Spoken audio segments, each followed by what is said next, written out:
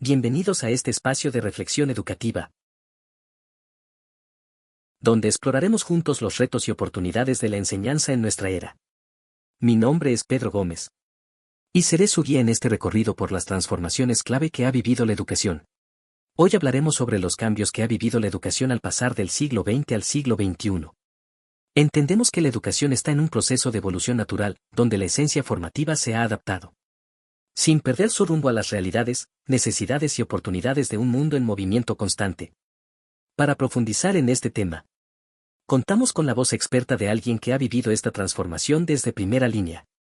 Un docente especializado en tecnologías educativas, innovación pedagógica y adaptación de herramientas digitales en el aula.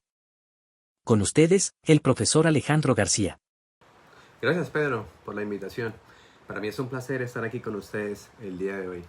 Profesor Alejandro, gracias por estar con nosotros el día de hoy. Quisiera hacerle una serie de preguntas sobre los cambios que ha vivido la educación en esta transición. Empecemos con la primera. ¿Qué diferencias hay entre la educación del siglo XXI y la educación del pasado? Bueno, Pedro, sin duda la educación ha cambiado bastante. En el pasado, pues, el docente era la figura central y el aprendizaje se basaba en memorizar conocimiento y, pues, en repetirlo. Hoy, en cambio, los estudiantes tienen un rol más activo. Preguntan, exploran, crean y participan en su propio proceso. Además, la tecnología ha transformado los espacios de aprendizaje, permitiendo estudiar desde cualquier lugar y acceder a múltiples recursos. Ya no se trata solo de enseñar contenidos, sino de formar personas críticas, creativas y preparadas para los desafíos del mundo actual. Qué interesante. Pasemos ahora a la segunda pregunta. ¿Qué actores intervienen en la educación del presente siglo? Buena pregunta, Pedro. En la educación del siglo XXI intervienen varios actores que trabajan de forma articulada para apoyar el desarrollo integral de los estudiantes. El docente ya no solo transmite conocimiento, ahora guía, diseña experiencias de aprendizaje.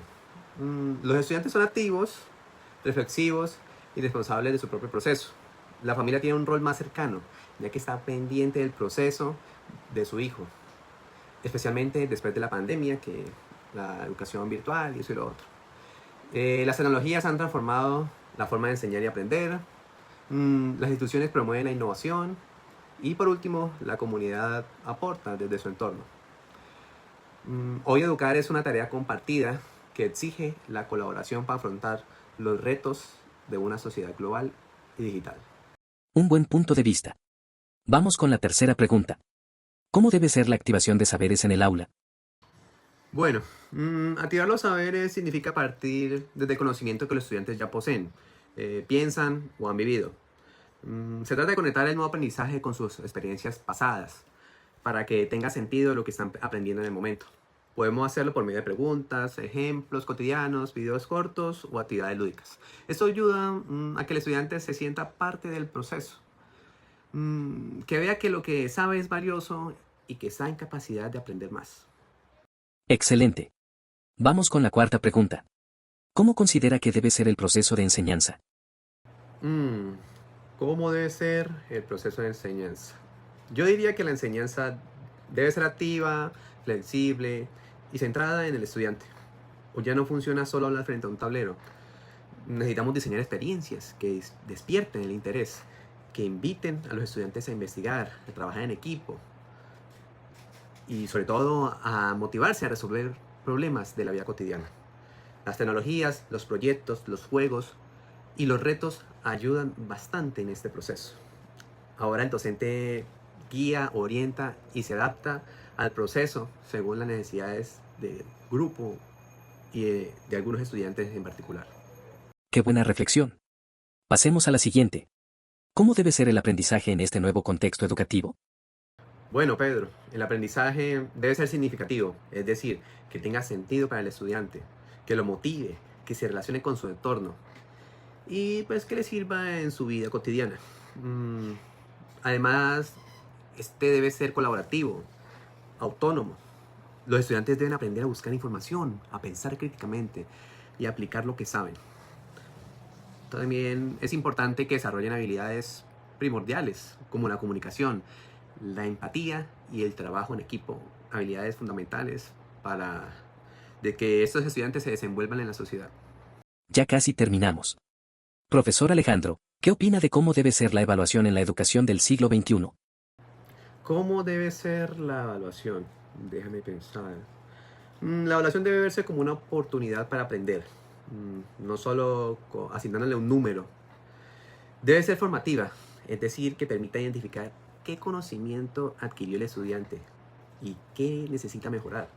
También debe ser variada. Podemos usar, no sé, guías, portafolios, presentaciones, autoevaluaciones. Lo más importante es que ayude al estudiante a reflexionar sobre su proceso y a crecer.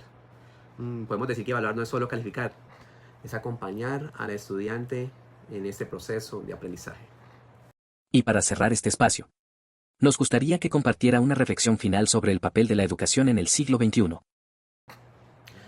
Bueno, Pedro, para concluir esta entrevista podríamos decir que la educación en el siglo XXI tiene un gran reto: formar personas íntegras. No basta con saber conceptos, necesitamos ciudadanos que piensen, que sientan, sobre todo que actúen con responsabilidad. Por eso, hoy en día, educar es acompañar a los estudiantes para que descubran sus talentos, enfrenten los cambios con confianza y usen el conocimiento para transformar su realidad. Si cada uno de los actores aporta desde su lugar, podemos construir una educación más humana, inclusiva y transformadora para esta época. Agradecemos al profesor Alejandro García por compartir estas ideas que nos invitan a seguir transformando la educación desde nuestras aulas, nuestras casas y nuestras comunidades. Pedro, gracias por invitarme. Fue un rato agradable. Nos despedimos, invitándolos a seguir construyendo una educación más humana, innovadora y cercana. Hasta una próxima oportunidad.